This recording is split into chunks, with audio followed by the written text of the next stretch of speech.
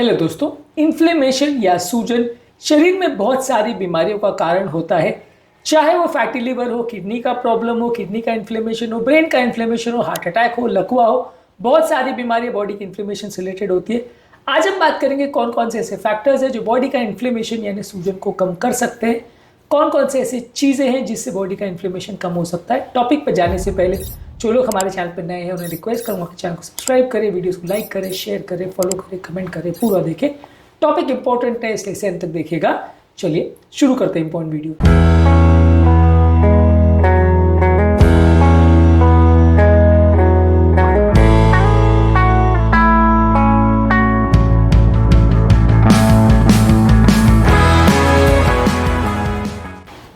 Body का inflammation या सूजन कम करनी है, बहुत सारी बीमारियां जो इससे रिलेटेड है उसको कम करना है, तो आपको लेनी चाहिए कि एंटी इन्फ्लेमेटरी डाइट्स, वो खाद्य पदार्थ जो बॉडी का इन्फ्लेमेशन कम करते हैं, जैसे फल, सब्जियां, होल ग्रेन, नट्स, सीड्स, जिसमें मौजूद एंटीऑक्सीडेंट्स और फाइटोन्यूट्रिएंट्स आपकी बॉडी के सूजन और इन्फ्लेमेशन को कम करने में मदद करते हैं। इसलिए हाई फाइबर वाली चीज़ें, हरी साग सब्जियां, बेरीज, दालें, अंकुरित चीज़ें, ये सारी चीज़ें ज़्यादा खाइए। ये सारी चीज़ें बॉडी का सूजन को कम करती है और इनको ज़्यादा मात्रा में लेने से आपको फायदा मिलेगा। इसके अलावा आप ले सकते हैं ओमेगा 3 फैटी एसिड्स, जो कि salmon, mackerel, tuna, sardine, fishes, flax seed, chia seeds और अखरोट में होता है। ये सारी चीज़ों में होता है ओमेगा 3 फैटी एसिड, जो कि बॉडी के इन्फ्लेमेशन को कम करता है। लेकिन अगर आप बहुत ज़्यादा मात्रा में ओमेगा 6 फैटी एसिड को लेते हैं तो इन्फ्लेमेशन बढ़ाता है। ओमेगा 3 और ओमेगा 6 फैटी एसिड का अगर बैलेंस क्रिएट करते हैं तो इन्फ्लेमेशन कम होगा। 6 अगर बढ़ जाता है तो इन्फ्लेमेशन बढ़ जाएगा। इसके अलावा आपको लेने चाहिए हेल्दी फैट्स, जैसे ऑलिव ऑयल, एवोकाडोस, नट्स, जो कि बॉडी के सूजन और इन्फ्लेमेशन को कम करते हैं। एक्स्ट्रा वर्जिन ऑलिव ऑयल खासकर इस मामले में काफ़ी उपयोगी है, जो कि बॉडी की इन्फ्लेमेशन को कम करने में मदद करता है। इसके अलावा अलग अलग तरह के स्पाइसेस यानी मसाले, जैसे कि अदरक, हल्दी, गार्लिक यानी लहसुन, सिनामन यानी दालचीनी और रोजमेरी, इसमें एंटी इन्फ्लेमेटरी प्रॉपर्टीज होती है, इनको ज़्यादा ले सकते हैं। अलग अलग तरह के हर्बल प्रोडक्ट्स भी आपकी बॉडी के इन्फ्लेमेशन को कम करते हैं। इसके अलावा ग्रीन टी में एंटीऑक्सीडेंट्स जैसे कि कैटेचिन होता है, जो कि बॉडी के इन्फ्लेमेशन और स्ट्रेस को कम करता है, इसको भी आप ले सकते हैं।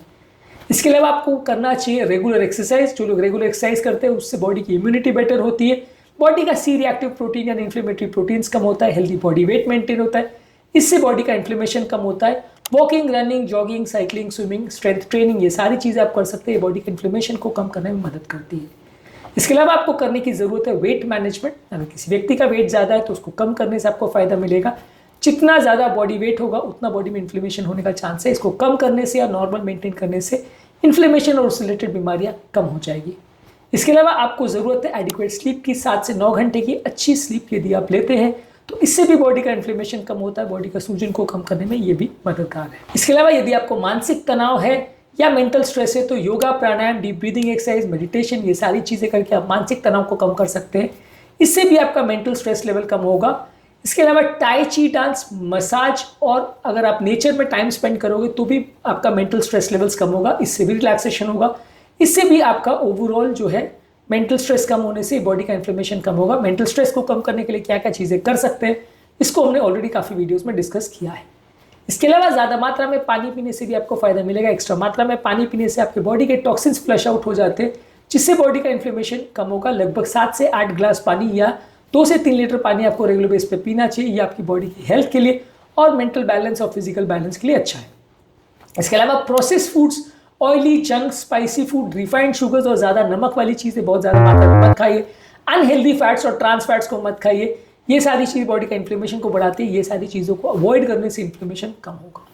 इसके अलावा अगर किसी व्यक्ति को स्मोकिंग या तंबाकू या ई सिगरेट्स, इस तरह की किसी भी चीज़ का आदत है तो ये बॉडी के इन्फ्लेमेशन को बढ़ाता है, जो कि हार्ट अटैक, लकवा, कैंसर और आर्थराइटिस जैसी बीमारियों का इंपॉर्टेंट कारण होता है।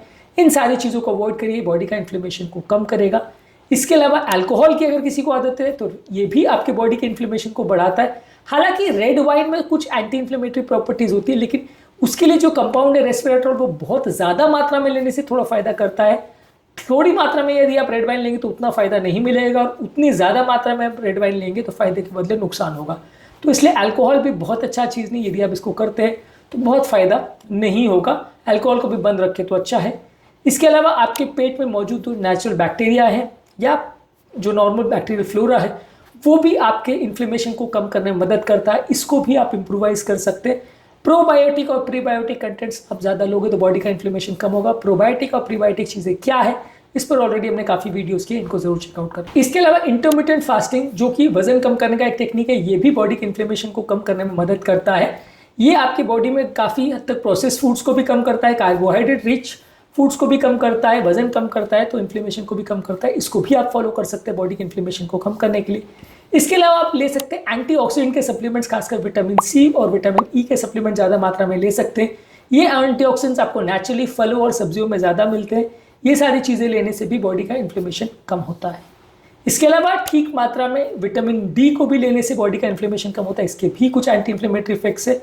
बहुत ज़्यादा मात्रा में विटामिन डी को लेंगे तो वो टॉक्सिसिटी करेगा, बहुत कम में लेंगे तो फायदा नहीं करेगा।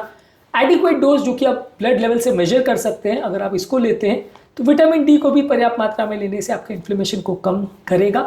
इसके अलावा एक हेल्दी रिलेशनशिप मेंटेन करें, सोसाइटी के साथ टाइम स्पेंड करें, लोगों के साथ टाइम स्पेंड करें, इमोशनल बॉन्डिंग होनी चाहिए, फ्रेंडशिप्स अच्छी होनी चाहिए।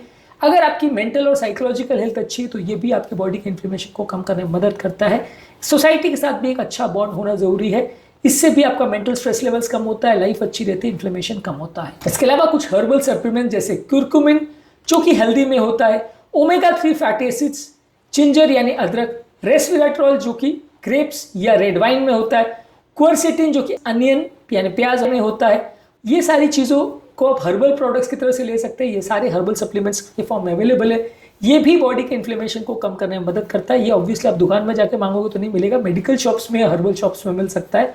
ये सारी चीज़ें या ये सारे तत्व मार्केट में अवेलेबल है जो कि बॉडी के इन्फ्लेमेशन को कम करते हैं। इनको भी लेने से फ़ायदा होगा। आज के टॉपिक में हमने बात करी कौन कौन सी चीज़ों को ज़्यादा तरह से करने में या बार बार करने से आपको बॉडी के इन्फ्लेमेशन यानी सूजन को कम करने में मदद मिलेगी, और इससे रिलेटेड बीमारियां जैसे फैटी लिवर, किडनी का प्रॉब्लम, ब्रेन का प्रॉब्लम, हार्ट अटैक, लकवा, अर्थराइटिस, बहुत सारी बीमारी में आपको मदद मिलेगी। ये चीज़ों को रेगुलर बेस पे फॉलो करने से आप बॉडी के इन्फ्लेमेशन को कम कर सकते हैं और इससे रिलेटेड बीमारियों को कम कर सकते हैं। इन्फ्लेमेशन के लिए और भी क्या क्या कर सकते हैं और क्या चीज़ अवॉइड करनी चाहिए, इस पर हमने और भी बहुत सारे वीडियोस किए, इनको ज़रूर चेकआउट करें। टॉपिक एंड करने से पहले जो लोग हमारे चैनल पर नए हैं उन्हें रिक्वेस्ट करूँगा कि चैनल को सब्सक्राइब करें, वीडियोस को लाइक करें, शेयर करें, फॉलो करें, कमेंट करें, पूरा।